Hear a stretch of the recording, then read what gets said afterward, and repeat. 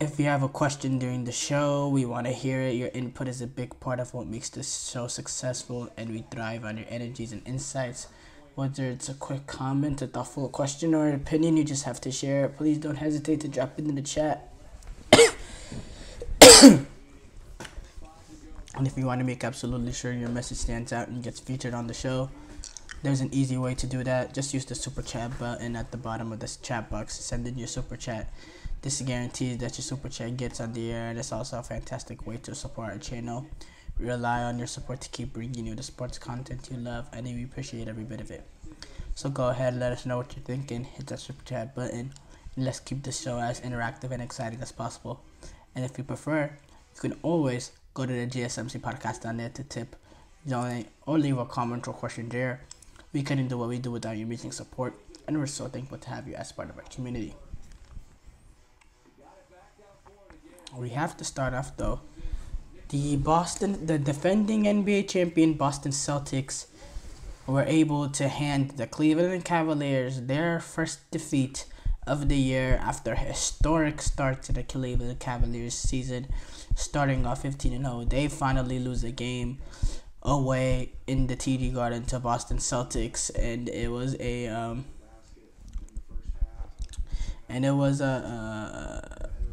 a professional victory for the Boston Celtics. They were able to pull off one of the hottest team in the NBA, and based on starts, one of the hottest starts in NBA history. And the Celtics, they jumped out early. They realized the not necessarily the importance in this game in terms of long term, but they realized the circumstances of this game, of what Cleveland was and what they have accomplished up to this point. And there was a different level of energy, not just from the players, but the atmosphere itself in TD Garden. It just seemed like it was just more than just a regular season game. It was also an NBA Cup game, but just overall, there was a different feel to it. And Celtics, they came out early. They jumped out. They actually had a 21-point lead over the Cavaliers, but but the Cavaliers were able to be composed despite being late, and they were able to go on a furious run in the third quarter, where they were able to get 40 points. They outscored the Boston Celtics in that third quarter by 12 points and get them right back into the game entering the fourth quarter. It was a very, very impressive run that the Cavaliers were able to put on late in the second half of the third quarter. And it was a competition. It was a 2-point game entering the fourth, because of the Cavaliers' dedication to it. They had Donovan Mitchell. He went off. He had 35 points. He was important in keeping them into the game. He made a few important fourth quarter buckets as well. But at the end of the day, Celtics, they just were able to get it done. They were able to close it off at the end. There was some big time plays. Derek White hit a 3 to give them to extend the lead to 10 points. Then there was the opportunity that came from. There was the bucket that came really late from. It's a mistake in my mind. Who made the layup to make it a 7-point game? It was a layup. Was it Tatum? No, it was Jaylen Brown. It was a smooth layup, and that made it a 7-point game, and that essentially iced the deal there. And yeah, it was a very impressive win. Jason Tatum was big in this one with 33 points, 12 rebounds, 7 assists. Al Horford, his putbacks and his offensive rebounds and just his presence in the paint, getting 20 points. That was very important. He was actually Boston's second leading scorer. They don't usually get that kind of production out of him of late. This is Al Horford that averaged 10 that averages 10 points this season, and what he was able to do, extending the floor, spacing it out, hitting his shots. He went 4 or 5 from 3-point range.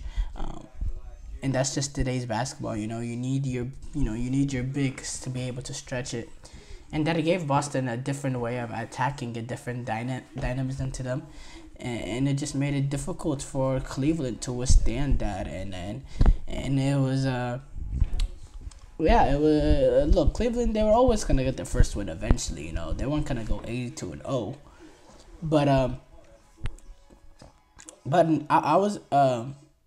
I was impressed with the resilience from the Cavaliers, the mental resilience to go away to TD Garden, go down as much as they did, and to claw themselves back into the game slowly, and eventually have, reach a point where you make it a 2-point game. That, to me, was beyond impressive.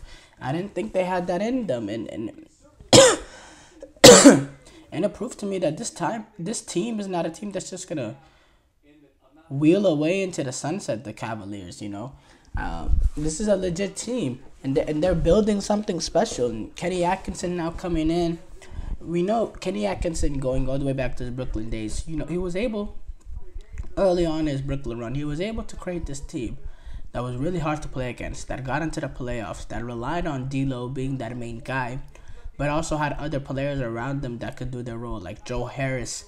He was the 3-point specialist. Jared Dudley, he did a lot of the defensive work, and he was able to hit the corner threes whenever it was time for him to hit the corner threes. They had a lot of key component role players, and despite they had lacked that, real superstars, they were able to get into the playoffs because of just the team as a whole. Well, Kenny Atkinson, I think what he's able to do now with this team, which it does have the superstar that team didn't. And I'm not even trying to be wishful thinking with D'Lo right now, but would you really say D'Lo, even that D'Lo, was a superstar? No, he was playing at a really, really good high level, primarily because he's able to have the ball in every possession, and he's, without the ball, he's really, he doesn't give you much, but with the ball, there is facets of the game that can be very, very,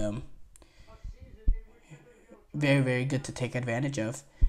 They played they in Brooklyn, they were a good team then, but now with Donovan Mitchell having that superstar, and then these role players getting the best out of Mobley, Jared Allen, Darius Garland and the crew, it's been very, very impressive. And obviously there was a little bit of criticism to the Cavaliers after the game from certain fans. They're just being unrealistic. You're not gonna finish 82-0, and if you're gonna lose a game, he should lose to the defending champions, and lose in a way to not say necessarily be proud, but in a respectable way, to come back and to make that ferocious comeback in the way that they did. I think that's almost a plus. And if I'm one of the teams in the Eastern Conference, besides the Celtics, of course, I would be scared of these Cleveland Cavaliers. 15-0. You have to be one hell of a team to go 15-0. 15-0 doesn't come from luck or just good form or just bad opponents. 15-0 comes from incredible ability, incredible cohesion, and incredible talent with the combination of coaching. And I commend them for that start. This loss obviously is disappointing, but it is something they'll figure out. As far as the Boston Celtics, they had had a couple of losses, so they weren't number 1 seed compared to Cleveland, so they're going up against the number 1 seed, and they're just trying to continue on the momentum that they built from last season, and so far so good.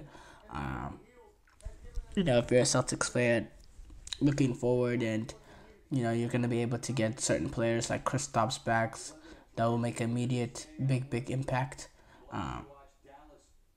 into this team. So